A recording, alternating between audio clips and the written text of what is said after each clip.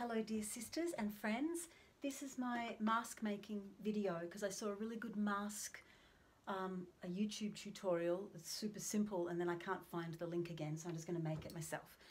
So first thing we're going to do is move over to the ironing board where I've got an iron heating up right now.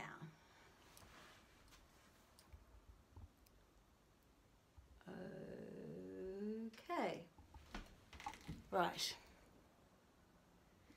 Alright, so I've got a piece of fabric. It's this lovely autumnal fabric, just cotton, and I've got a dinner plate. I'm laying the dinner plate down and using that as my template. Then simply drawing around it. I'm actually going to draw and extend the texture out just half an inch or so to make the circle slightly bigger. But it's up to you what you want to do. It should be just fine if you just trace the exact outline. But anyway, so we do this. La la la la. Okay. Now we cut that out.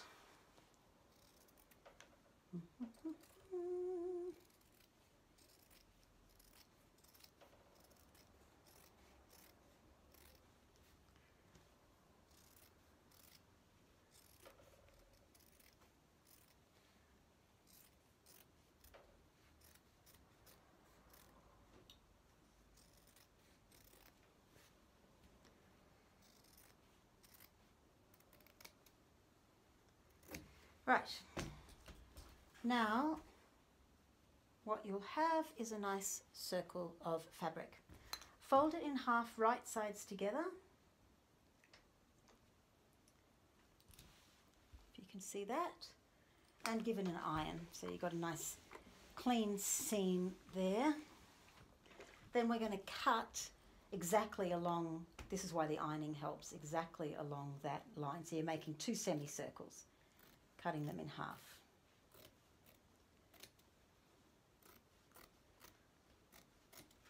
If you wish, put a couple of pins to hold this, the circle edge of the seam together.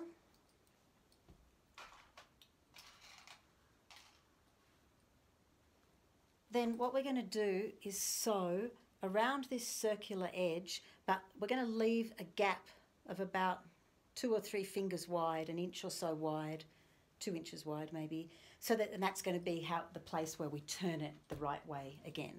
So back to the sewing machine, swing it around again. Okay. And now, oh, this is going to help. All right, I just did an online concert, that's why I'm dressed up, and it was fun, so there. Okay, so let's see if I should tilt that a little further down so you just see what I'm doing. Okay, now I'm going to keep my seam pretty skinny again, maybe just use zip the foot of the machine as my guide for the width, just because I want to maximize the size of that, because the masks can err on the side of a bit too small, so better to have ample room. Now I'm just round I go, and as I'm nearing, I'm going to stop there, do a little reverse to hold it in place. Then I'm going to jump to, so I've stopped here, a bit hard to see, and then I'm going to start again just near the edge. So I've got a gap of about 3 fingers wide, okay? Just enough so that you can turn it the right way again. All right, to the ironing board. Okay. Yep, you can see that all right. Good. Take your pins out, give it a little press with the iron just to seal the seam. Whoops. That pin, la da da. And then what we're going to do, just trim some of those little threads, is we're going to pull these, like origami, pull the circle bits apart now, and then put them back, joining the two ends. So you've got your semicircle here, and you're just kind of pushing it back so that those ends of the semicircle, the rainbow, meet each other. And what we're going to do, well, if I was a bit more conscientious, I would have ironed the seam open, which you can do. I guess I can iron the seam a bit, especially at that bit where, and if necessary, you can always clip it a little, just so that it turns well. Just a couple of little clips here and there will do the trick. All right. Now I'm just ironing that seam. Oh yeah, you can see that. Just ironing it open. It will sit better as a mask this way, so you won't have one lump of two pieces of fabric there. Just easing the tip of the iron in to ease that seam apart. Okay, now I do that little origami trick. So here it is, inside out like that, and that seam's now nicely pressed open. And then can you see that? I'm getting this open seam and joining it to that open seam. So the exact line of the seam joins up, and what you've got is the two seam allowances opening up on either side. I'm going to stick a pin in that. And all we're going to do now, just iron that essentially to hold it in place. You can use more pins if you like. We're going to sew right along this edge. So that's this. So it's actually square, but it's like, can you see that? This is what's going to give it the little masky shape. So you're just doing that edge, and you'll need to turn your machine a little bit, and then that edge. Okay, back to the machine.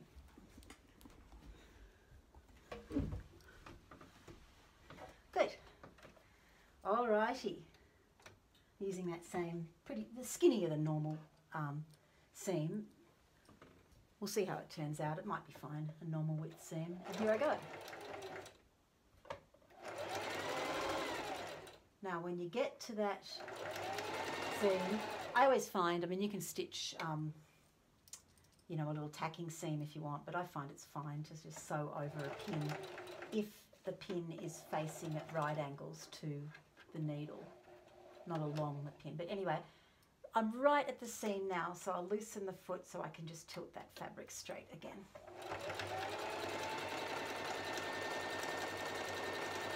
That's that. Ironing board. Okay, I will just nick the corners of each of those seams so that they turn a little more easily. And I will iron that seam just to kind of seal it. If you've got wide seam allowances, you can always trim them. Now we're going to find that opening. On which side of the mask is it? Along that first seam, here it is, that first seam that we did. Mine was pretty minimal. You might want to make yours a bit wider, we'll see. Anyway, and we're just going to turn it back the right way.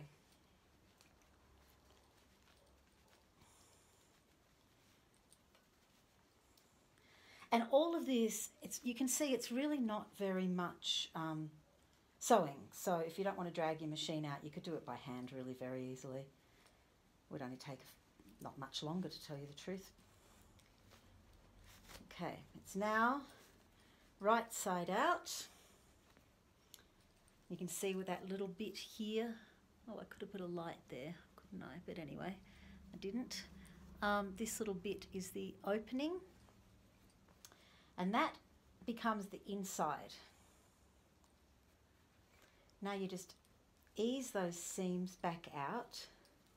So just make sure it's fully turned out, and you can kind of squidgle along the seams like this to ensure they're sitting flat.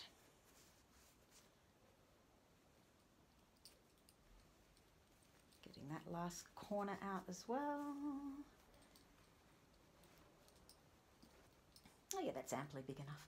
Now, what you've got when you turn it inside out is the little, that's made the little beak shape, if you get what I mean. See this? Okay. You can hand stitch that, or machine if it's easier, but maybe hand stitching would be less bulky, and that's the side that's going to go on your face. So you've got that. Now all you're going to do, making sure, just drag those little bits out, press that top seam. So I count the top of the mask as the one where there's the joining seam here. But really it's identical. They're just that's just where it folded. Okay, now I've got this one here. Dumpity-dump. Okay, now here's the super easy little trick. Now you just fold in this little diamond at the end of each. So here's a bit where you turned it. Now you're just going to fold in this, and this becomes where you're going to thread your elastic through. So fold it in by that much. 1 finger knuckle in. It only needs to be enough of a little turn so that you can thread some elastic through there. Oops. Other side, one didn't stay that well, but we're going to sew it anyway, so try to keep them relatively even. And hold on just a sec.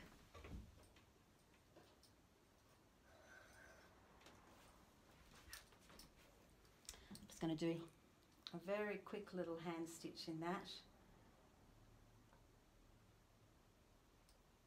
Oops.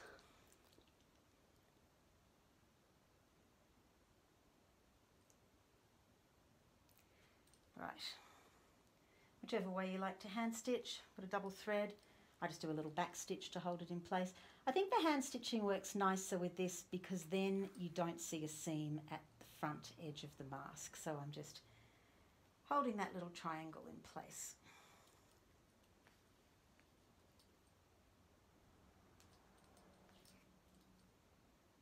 But you know, machining's cool too if you want to. One side, I'd probably do this a bit neater if I wasn't filming because I don't want the video to be too long. La-di-di-da. Okay. Now this is a little trick. So let's have a look at this. I'll just turn this around so I can sit down again. So now what you've got is this shape, and it fits really nicely over your schnozzle. See? And now instead of elastic, this is what I do. I get a bit of old t-shirt, well this is a bit of old scrap of legging, and I just cut a strip. I'm doing this super rough, but you get the idea. You can mess around with widths. You don't want it too skinny or it will break, and you don't want it too wide or it's bulky. Elastic's fine as well, but not everyone has elastic hanging around their house, you know. While most of us will have an old t-shirt or an old pair of leggings they're willing to cut up and sacrifice. Also, I did a mask out of t-shirt material, and it's quite lovely because it's very soft. Okay, that's extremely rough, but you're going to get the idea. Now, I'm just going to thread that in that little triangle gap. That becomes the thing. You could also sew a piece of elastic on those corners, and anyway, I'm going to put a little knot in that. I'm guessing what might be the right distance to your ears. Other side. The good thing about showing you how to do this is that at the end I've got a new mask, and a very nice one to suit the autumn that's coming on. Okay, You got a mask, you've got thingy bobs. Let's try it out. Ready? I haven't sewn up the inside seam, but that's very comfortable. And it's amply big enough, so all those things about you have to do the seam really small, don't worry about that. It's actually fine. I think I just used a smaller plate last time. And that is called making a mask. The end. Super comfy. It's nice. Okay, bye. Thanks for watching.